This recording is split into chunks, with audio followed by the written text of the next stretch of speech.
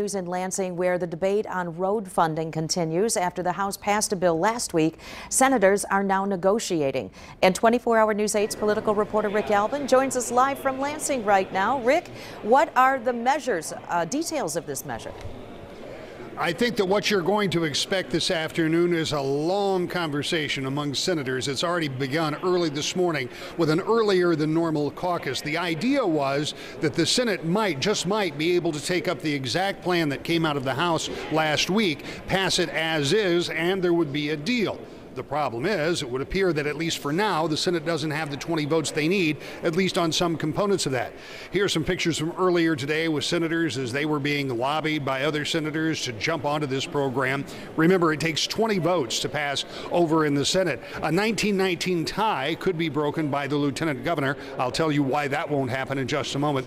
But the major components include raising the registration rates, as we discussed last week, about 40% for most vehicles. Heavier vehicles also get an increase. There would be an increase in the diesel tax and a 3.3-cent increase on the gas tax. All of that comes up to about $600 million a year. And then there is another assumed $600 million that would come out of the general fund. There's some real skepticism about how that would go continuing for the next 10 years because that would be subject to the whim of every successive legislature. But let's talk about that 1919 vote. That's how they got the gas tax passed the last time around. They got to a 1919 tie, and the lieutenant governor walked out of the back, cast the deciding vote, and it went forward. Well, now those people who oppose that gas tax know what the strategy is. All you have to do to force the tie from happening, don't vote.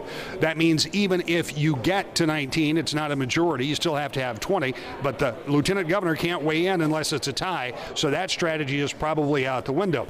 The idea was for this to all happen early today. Come in, 10 o'clock, put the bills up, put up 20 votes, and be done with it, or at least that was what I was told by a number of people who were on the inside listening to this. But it isn't happening. Right now the estimate is maybe on that registration fee increase, there are 16, maybe 17 Republican votes at the most. Gas tax may be a little closer to passing, but still not at 20, and that's what they're waiting on over in the Senate right now. Now the question is, how long are they going to wait? And here's the other big question. If they don't pass this plan intact, just as it was passed in the House, if they make a change, even a minor change, will the House vote on it again? Will they accept anything else? This has become a pretty contentious argument, and it's not clear that the House is ready to take particularly major changes.